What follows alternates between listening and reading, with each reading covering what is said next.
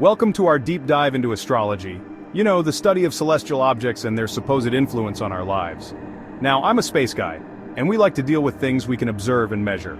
But hey, the universe is full of mysteries, and who knows, maybe there's more to these cosmic connections than meets the eye? Today we're exploring the moon's influence in each of the 12 houses of your birth chart.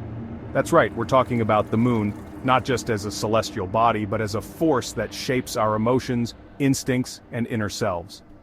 We'll also touch on how the moon interacts with the zodiac signs, adding another layer of complexity to this cosmic dance. Alright, let's start with the first house, the house of self. It's all about your personality, your instincts, how you present yourself to the world. Having the moon here is like having a spotlight constantly trained on your emotional reactions. You wear your heart on your sleeve, and your feelings are as apparent as the phases of the moon themselves. This placement can make you incredibly intuitive and empathetic. You pick up on the vibes of a room faster than a telescope detects light years away. But remember, the moon also waxes and wanes, and so can your moods. Now, the second house, this is where we talk about your values, your possessions, your sense of security. With the moon influencing this house, your emotions and your material world are closely intertwined. You find comfort in stability, in knowing you have a solid foundation. Think of it like lunar tides, but instead of the ocean, it's your financial flow that ebbs and flows. This placement can make you a natural nurturer, someone who finds joy in providing for loved ones. The third house, this is the domain of communication, learning, short trips, and siblings. With the moon here, you're a natural conversationalist, your words flowing as smoothly as lunar dust across the cosmic landscape. You have a curious mind, always eager to learn and explore new ideas. Think of it as the moon reflecting sunlight. But instead of light, you reflect information and ideas, illuminating the minds around you. You might find yourself drawn to writing, teaching, or any profession that allows you to express your thoughts and connect with others. Chapter 4. Moon in the fourth house. Home is where the heart is. The fourth house is all about your roots, your home, your family, your emotional foundation. It's the bedrock upon which you build your life. Now, the moon residing here intensifies your need for a safe and nurturing home environment. This is your haven, your sanctuary, the place where you can truly be yourself. You have a deep connection to your past, to your family history, and to the places that hold special meaning. Think of it like the moon's gravitational pull, drawing you back to your emotional center, to the people and places that make you feel grounded and secure. Chapter 5. Moon in the fifth house, lunar playground of creativity. The fifth house is where we explore themes of creativity, romance, pleasure, and children. It's the house of self-expression and joy. When the moon sets up camp here, it infuses your creative pursuits with a deep well of emotions. Think of it like the moon's cycles, constantly inspiring new beginnings and fresh perspectives in your artistic endeavors. You might find yourself drawn to art forms that allow you to express your emotions freely, like painting, music, or dance. Chapter 6. Moon in the sixth house, lunar rhythms of routine. Now, the sixth house.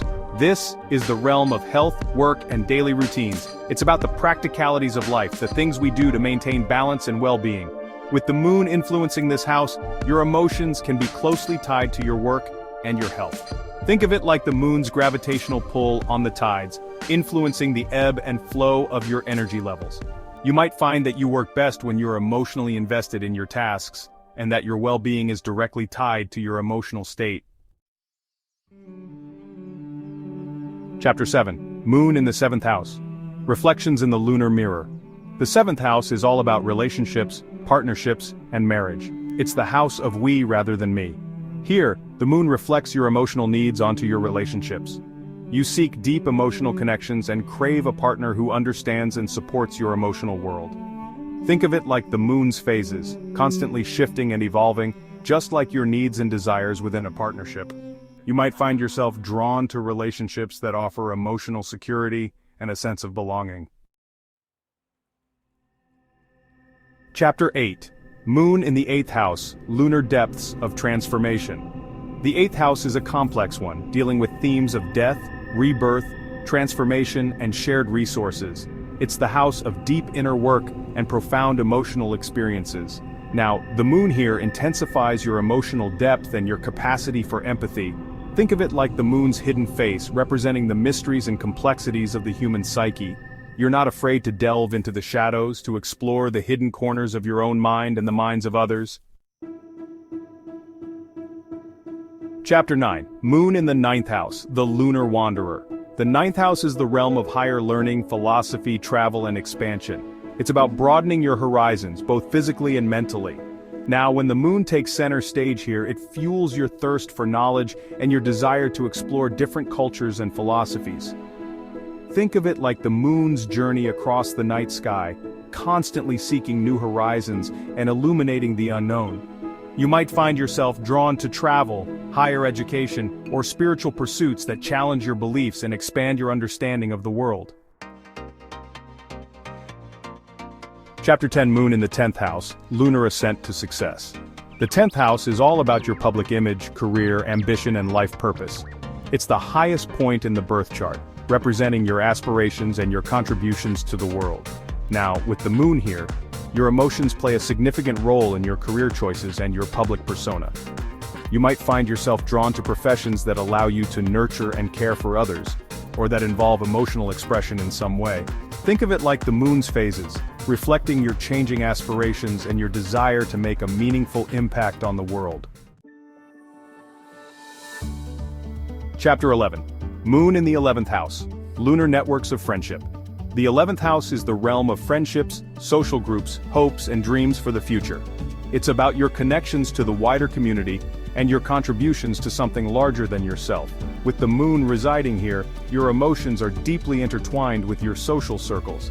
Think of it like the moon's gravitational pull, attracting people who share your values and who provide emotional support and encouragement.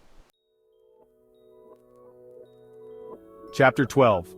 Moon in the 12th house, Secrets of the Lunar Subconscious. The 12th house is the last house of the zodiac, and it's a place of mystery, spirituality, and the subconscious mind. It's where we confront our deepest fears, our hidden desires, and our connection to something greater than ourselves. Now, with the moon here, your intuition is heightened, and you have a deep understanding of the hidden workings of the human psyche. Think of it like the moon's hidden face, representing the parts of ourselves that we keep hidden from the world. Outro. Until next time, keep looking up. Thank you for joining us on this astrological journey. We've traversed the celestial landscape, exploring the moon's influence in each of the 12 houses. We hope you gained valuable insights into how the moon influences your birth chart, adding another layer of understanding to your cosmic blueprint. Don't forget to like, subscribe, and share for more cosmic content.